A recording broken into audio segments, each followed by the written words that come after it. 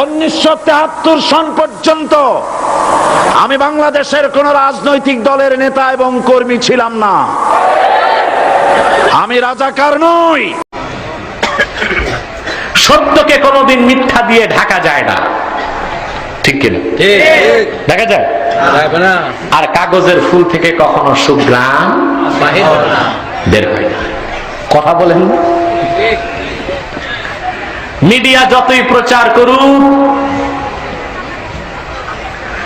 দেলোয়ার হোসেন সাইদি দেলু শিকদার, এটা পাগলও বিশ্বাস করবে না।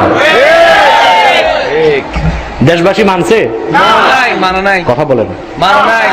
ব্যক্তি আলাদা। একটি লোক মরে গেছে স্বাধীনের সময়, আরেকটি লোক সেই সময় ছিলেন তার বিভাগ ছেড়ে আরেক বিভাগে, ঠিক কিনা? আমি বাংলাদেশের কোন মাহফিলে আপনারাও দেখবেন সাইদি সাহেবের জন্য প্রকাশ্যে কোনো দোয়া চাই না। চাই? আমাদের কাজ গোড়াতে।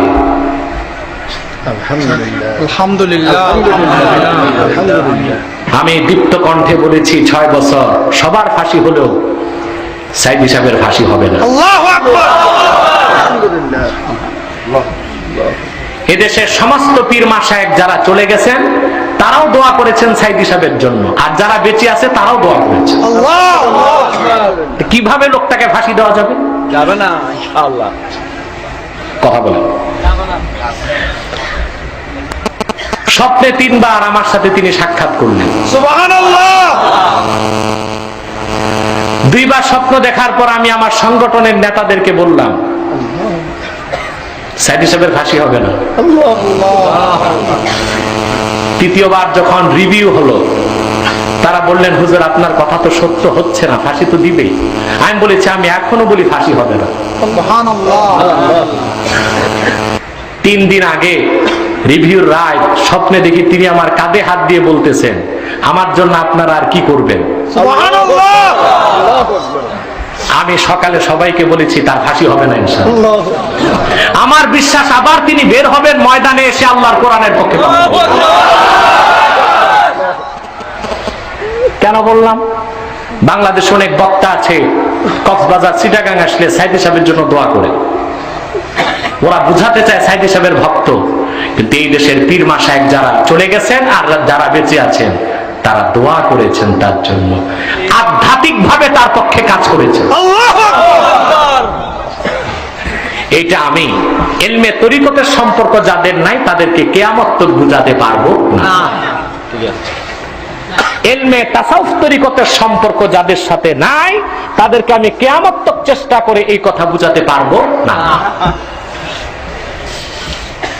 অতএব মিথ্যাকে, একটি মিথ্যাকে 70 বার বললে ইহুদিদের কাছে সত্য হইতে পারে, মুসলমানের কাছে 70 বার বললেও সত্য হবে না। আমি একজন আলেমের ঘটনা বলবো, তবে স্পর্শকাতর বিষয় দেখে নামটা বলবো না। বাংলাদেশে এক সময় সবচেয়ে পরিচিত আকর্ষণীয় আলোচক ছিলেন। তিনি একবার হজ করতে গেলেন। তার নিজের মুখে বলা, হজ করতে গেলেন তিনি হোটেল থেকে বের হয়ে মিসফালাতে হাঁটতে হাঁটতে অনেক দূরে চলে গেছেন। এখন পকেটে দেখেন কোনো রিয়াল নাই, আর ওই দেশে গাড়ি ছাড়া চলাচল কঠিন। তোমার সাথে হজ করতে গেছেন বাইতুল শরীফের মরহুম পীর সাহেব মাওলানা আব্দুল জব্বার রাহমাতুল্লাহ। তো তিনি অসহায়ের মতো ঘুরতেছেন যে আমি ভাড়া ছাড়া যাবো কেমন করবো। আমাদের দেশে তো ভাড়া ছাড়াও চলা যায়, চুরি চামারি করে। সৌদিতে তো চুরি চামারি নাই।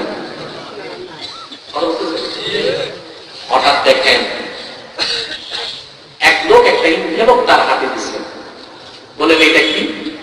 বলে যে বাইতুল শরীফের পীর সাহেব আপনাকে পাঠিয়েছেন। খুলে দেখেন কতগুলো রিয়াল ভিতরে ভরা আছে।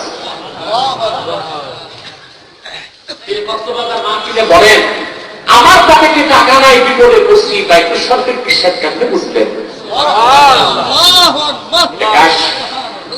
এটা মোটা আশা।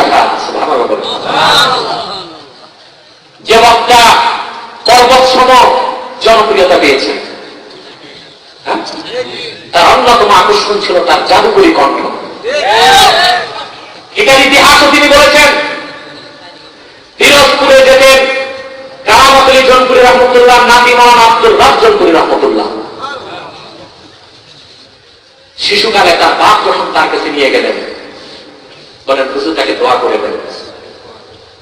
আব্দুল রাব জনপুরি রহমতুল্লাহ কমলা চুষে তার মুখে দিয়ে দিয়েছেন। সে এক দোয়ায় লোকটা সারা বিশ্বে পরিচিতি লাভ করল। কিভাবে পীর মাশায়েখ বাদ দিল?